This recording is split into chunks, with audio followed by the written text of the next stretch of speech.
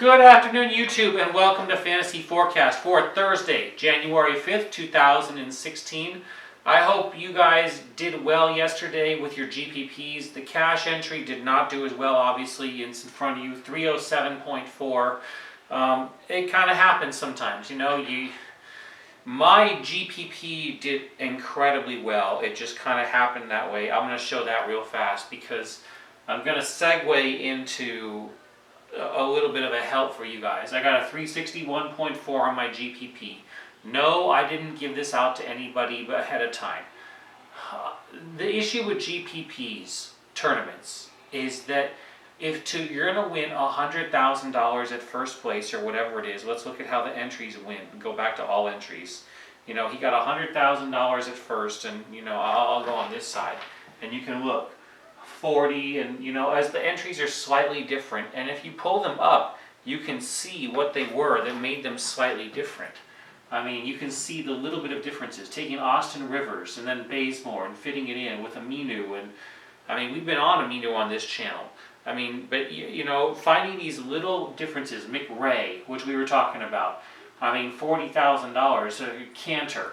I mean, there's certain places where if you took just the right lineup on just the right night, it's done. And we talk about all these players on here, and this is where I've said, you know, if you put 100 different entries in, 150 different entries in on a night, you really can do well. But that takes a substantial investment, and there really isn't a guaranteed return because you can drop down very fast. Look at the returns on the other end as soon as you get to just like 10th place or 15th place. So you invest $450 on a $3 lineups, you know, and you know, $450 bucks, but I mean, you get $750 back if you're in 15th spot. So yeah, you need to do those lineups really just right because you need to make sure you land in these high areas just to make sure you get a win. Because as soon as you're in 22nd, you're not getting that $450 back. You're only getting $300 back. And this is why Sahil and everyone's like, Sahil does great. Well, I don't see him anywhere in the top. Who I see that had a good night is Be Quick 6 because he had a 40, he had a 7. Now McPyrosaur was okay, but I mean, and then don't look for the logo a second time. If you see the logo again, you know, and sometimes you have to compare the little no-name face because if they're smart, they do that too, and they just don't care. And that's okay, but you know, looking at this carefully, you can kind of see there's Be Quick 6 again at 400. So 3 entries in the top 20. That's really how you win in a night. And I don't know who he is, but he played way better than Sahil did tonight. Alright, so let's move on to tonight. Now, what I'm going to tell you right now is going to freak everyone out, but please don't. I almost say like the lineup if you know, like this video if you're not, you know, but what I'm going to tell you is that I think that when you see that I was able to pull a 361 last night, and you know, alright, so let's look at my history, and yeah, so I have money, and like everyone's like, you didn't win cash. No, I didn't win cash, even with above 300 score, it happens. But my GPP kicked ass. And my GPPs are designed in a different way than my cash lineups.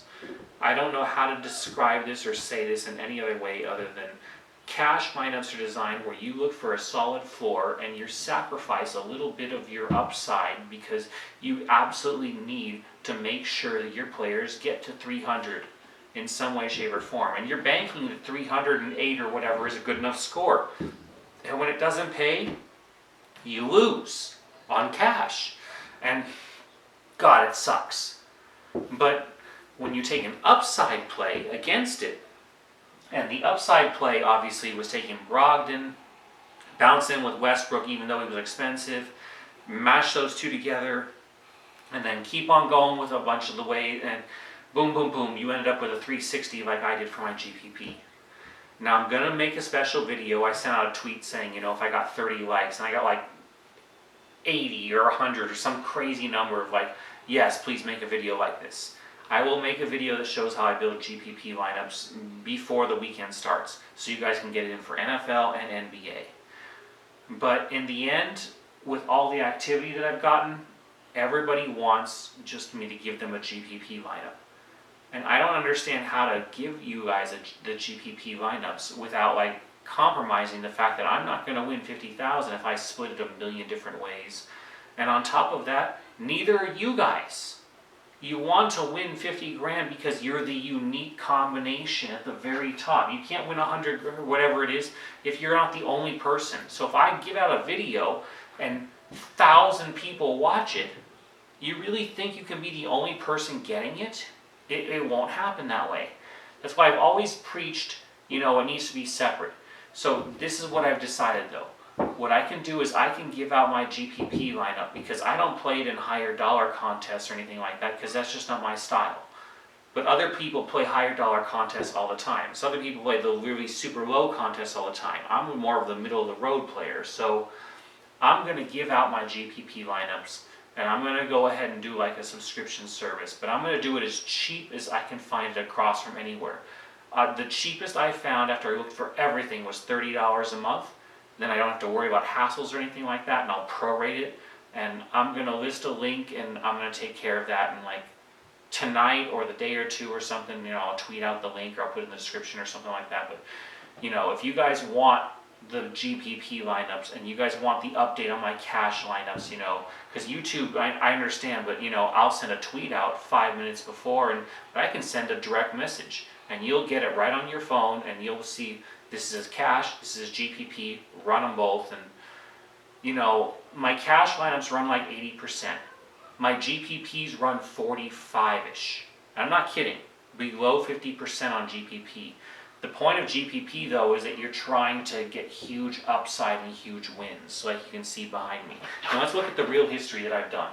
As long as I'm gonna like hawk this for a moment before I do today's lineup. 361, $1 for 15, $1.18, 4 for 25, yada yada. The quintuples are great. 61st place, quintuples are just my bread and butter because the top 18%. And I'm always going to give out free cash lineups to everyone. There's a difference between building a cash lineup, like I explained, with a solid floor, and building a GPP lineup.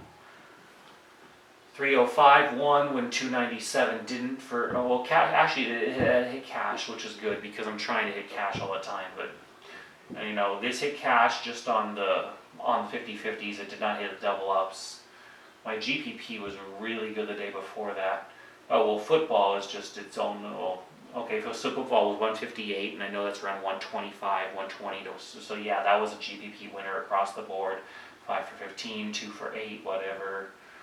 351 on my GPP on the day that my cash hit 370. This is not really difficult to do, guys. Honestly, it's not. To hit these kind of scores is just evaluating the last minute injury news that comes out, updating everyone on Twitter, for my cash game lineups, which I'll always do for free because I offer this service on YouTube. I'm always going to give out the free. And cash lineups are different. I don't mind competing against everyone when it's basically half the field. But when you're trying to be number one, GPP is a little different, which is why I'm like, okay, I'm going to start this thing. Because if I have 100 different people offer saying, start this, do this, because I want to see your GPPs too, and I want this, I really don't have a choice, gentlemen. Gentlewoman, everything. But I don't have a choice. I need to do what everyone wants. And there'll be a point where I can't do what everyone wants, I understand, but I'm trying to make it so that everyone can win. The people that are willing to take a little bit more risk on and lose once in a while, more often than half the time, because they want to chase the big win, well, I understand. I chase the big win too.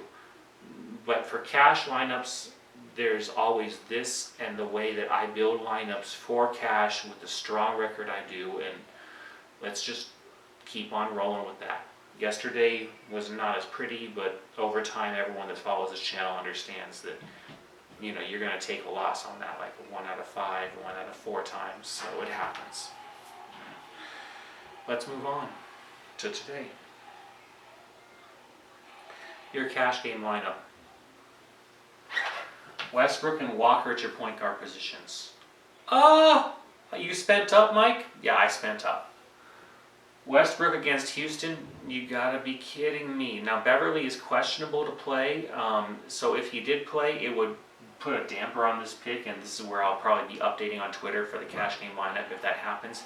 If Beverly plays, and Beverly played 25-30 minutes, he would, even sick as a dog, play hell of defense on Westbrook, and there'd be a reason to not take him with the depot usage cutting in. But in this situation, I think the table's tipped just enough over on a cash game lineup where you're going to take Westbrook. So Westbrook and Walker at your point guard positions. Now Detroit also somewhat miserable. Reggie Jackson is just miserable on defense. He's kind of like Dennis Schroeder. So go ahead and Walker, he had a bad game before and I was advising against him in the comments on the last video. But in this game with the recent, you can take the recency bias and everything else. And my computers like him, and when I look at everything else in the matchup, I like him too. The minutes work out, everything is okay. So take Walker for more than a 5 times value today. Crowd against the Lakers, really, with 40 minutes. Do I need to say anything else? Let's move on from shooting guard there. Kilpatrick against the Pacers, it's the Nets. This is the kind of like a turnaround. But remember, the Pacers have a weak interior defense, and what you're kind of looking for is someone that then can get the ball and score against them, pick up a stray rebound and do that against them, and happen to pick up a steal as they're going through transition and everything else. And Kilpatrick at only 4,400 fits the bill, surprisingly.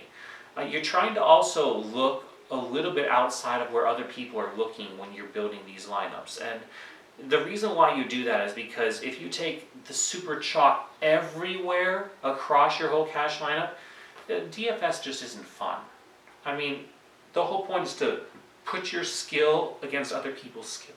And other people that don't understand that, I understand that they might like, no, I'm not into that, but I'm trying to find the ways to make you guys money and the proper ways to do that. I can't explain it in any other clear terms. If it's not a fun game, there's no reason to play. Glenn Robinson starts the reasons at fun reason to play. Alright, so at your small forward today, Glenn Robinson is actually playing shooting guard. You get 3 shooting guards today. Now I know that's normally not the best position to make run up, oh yeah. But when the small forward is this horrible today, actually you want to escape the position, believe it or not. And this is an escape beyond taking a minimum price guy. This is an escape to, I'm going to take a shooting guard that's labeled as small forward on FanDuel because I'm lucky enough to do that. Guess what? Kilpatrick is not Monta Ellis. No. Monta Ellis supposed to be the starter? No.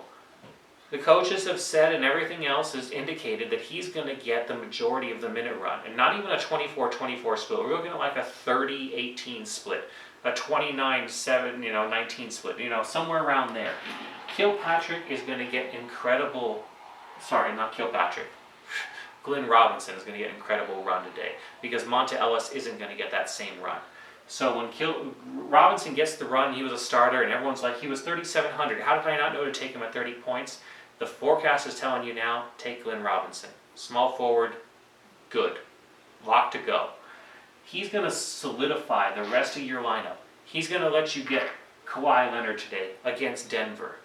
Oh yeah, and if you think Denver can hang a little bit in Gallinari and Wilson Chandler happen to pull a few extra points and bring a few other people lineups up, it's Leonard that's going to pull 50 points and bring it down home and give you 36 minutes today, and he ain't going to get popped.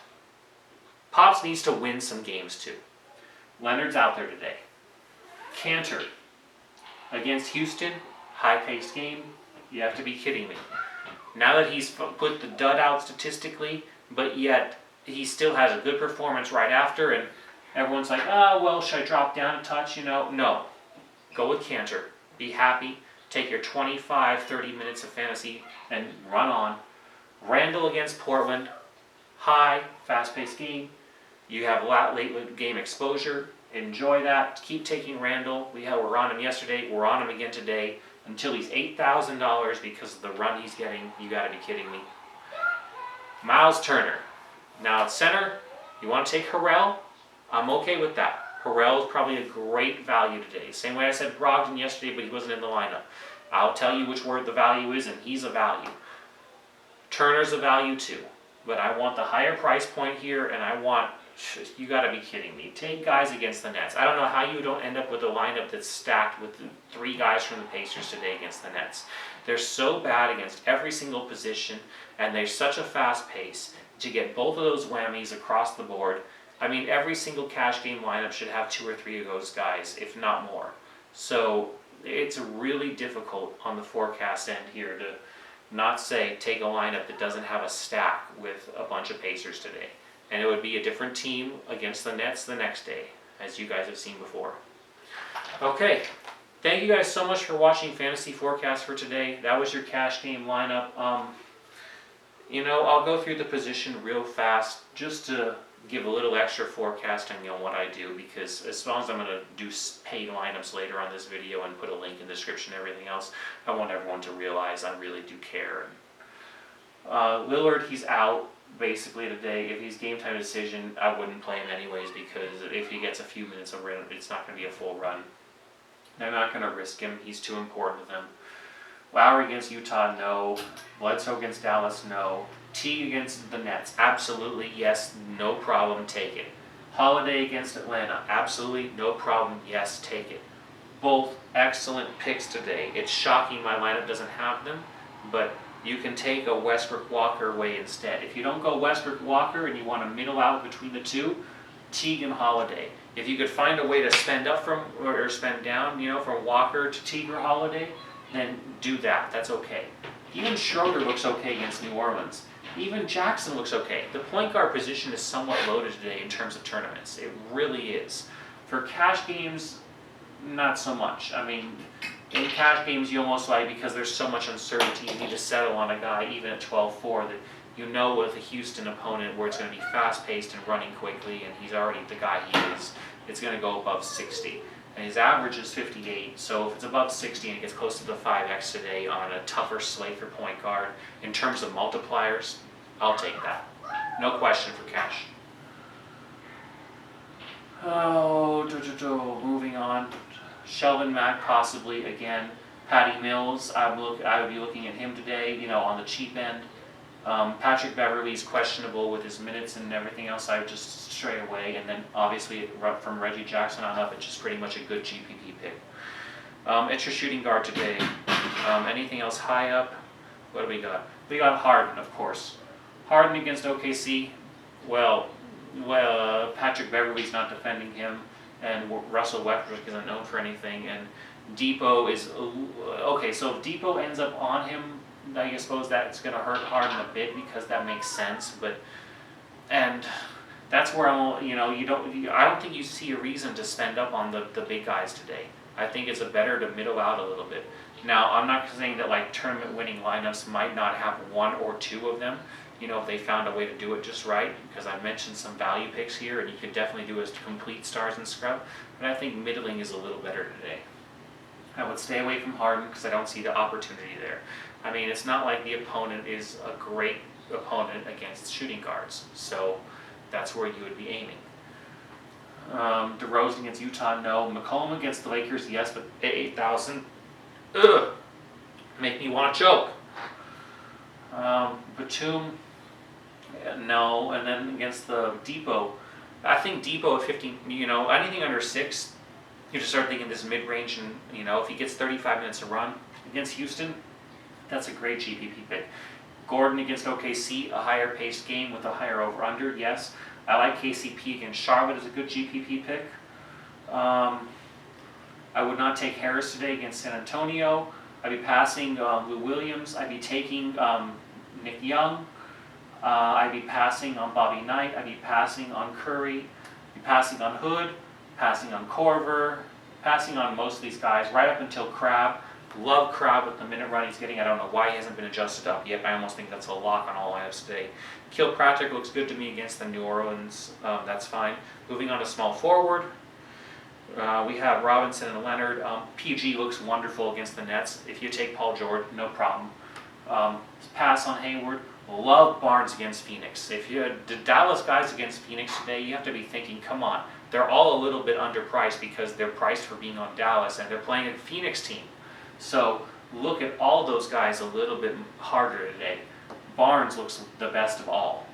Gallinari, no. Ariza, yes, but he's so inconsistent at 5,900, I would just pass. Chandler at 56 against San Antonio is not appealing to me. And now you're at Turner and Harkless, and you're getting a little bit cheaper. So you have to start to wonder. Can't really explain to you guys how much harder that is to absorb. But I mean, paying 4,700 when you should pay 3,700 for guys like with the opportunity that's based only on 3-pointers makes you, so I pass them by. I look at Bogdo.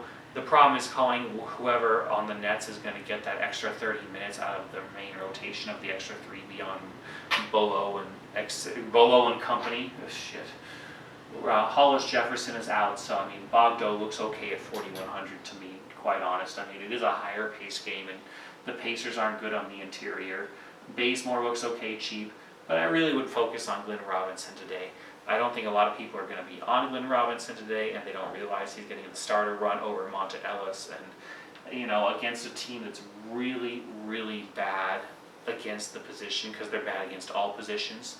If they're going to give up 40 FanDuel points on average, and he puts up about 32 minutes, let's say 30 minutes, but over, so that's around 24, 26 fantasy points today, and that's an incredible value at 3,700.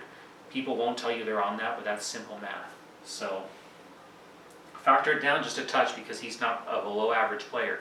It's still in the 20s, which is a way above value for a 3,700 player. And that's about it for small forward today. At power forward today, Davis is your clear and above choice, but against Atlanta, Paul Millsap's a good defender.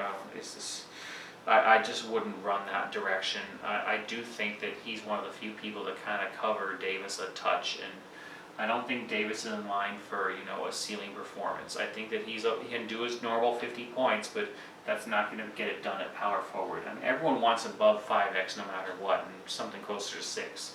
I don't see it with Davis today. I'd see it way more with Millsap and just drop 3,000, and that's fine. Moving on though, I would drop even further. Yoke against San Antonio, no. Booker against the Pacers, yes, as a GPP. I prefer Cantor, and I prefer Thad Young against the Nets. Thad Young gets the minutes, and against the Nets, you gotta love against the Nets. But there's okay, I mean, against the Houston and a higher paced, faster game, it's going to go 120, 110 or something like that. I mean, Cantor looks just fine too. So that's your power forward, except for, I didn't mention Julius Randle. That's almost a lock today. It's why I got my Lakers jersey on. You can't see. The reason why I've got this Lakers jersey on is because Randle is going to rock it again today. I almost think he's a 7x. I think you see another 50 spot from Randle at 7,000, which is like, let's do it.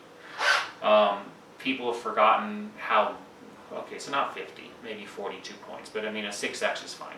Randle is really, really much better with 35, 36 minutes of run, and if Luke Walton's going to give him the run out this way, then we're all set. Just lock and load. At the center position, you got Drummond at the top, you got Howard, you got Lopez. I would look at Drummond and Howard as your high-priced options, but I would be passing on Bolo just at 75. He's a little pricey. Gobert on Toronto, I'd be passing. Miles Turner's a monster. Against the Nets, and that's a great little defensive spot, why not? Gas can a little bit cheaper. I think that no one will be on him because just 300 more to spend up to Turner. That's a great GPP pick. Same with Plumlee at 400 under. Both those excellent GPP picks. And then drop all the way, if you're going to do it, to Harrell. Harrell is basically, people are going to be looking at Harrell and they're going to go to Miles Turner today in terms of the chalkier, better center plays today. Other than that, everything's too expensive in between or whatever. So think about that when you're building your lineups. But Harrell is, honestly, the guy's going to get more than 25 fantasy points, so there's no problem with taking him today. It's just a raw point question if you're going for more at center, which is like the Miles Turner thing to me. He's probably looking at 35. Mozgov getting a lot of business. Nurkic could get extra run if he's going to be the only body in again, but I don't think so. The Mosquito could be the way to go if you need to go super cheap at 3,600. And that'd be it. Okay. That's going to do it for Fantasy Forecast for today. Thank you, everyone, for following, supporting. I'm sorry if you're unhappy that I'm going to do this paid service thing, for the GPPs, but I think some people don't want to watch YouTube videos, especially in the last 5 minutes if I have a lineup change. It's like they'd rather just have a Twitter lineup sent directly to them, and they like the GPP sent to them too because they don't like seeing my cash lineup lost, but the GPP won. I'm going to say that the GPPs do win, or do lose a little more than they win. It's just a question of how much a GPP can win, and I think that's why people want it. So don't hate me for that. I apologize. I'll always do a cash lineup for today like I'm doing right now. Okay, your FanDuel cash lineup for today. And it'll be updated on Twitter if there's a need. You can follow, on links in the description, and you can find me there, and you'll be able to follow and take care of business. Westbrook and Walker at your point guard positions. Crabbe and Kilpatrick at your shooting guard positions. Robinson and Leonard at your small forwards today. Cantor and Randall at your power forward, and Turner for your center. And if you want to subscribe for the GPP service, I will go ahead and tweet details, or you'll find them in the description. It's going to take a little while to set it up. I'm trying to do it today, but probably tomorrow. And that's it. Thank you guys so much for watching Fantasy Forecast. Subscribe if you want those latest video updates. I try to do those if it's a little more than a half hour before lock. If it's less than that, you need to follow on Twitter for the last update. And that's it. I really appreciate you guys supporting this free channel and supporting me, and I always do my very best for you guys. Thank you so much for watching Fantasy Forecast. Go on out there and go win some big money today.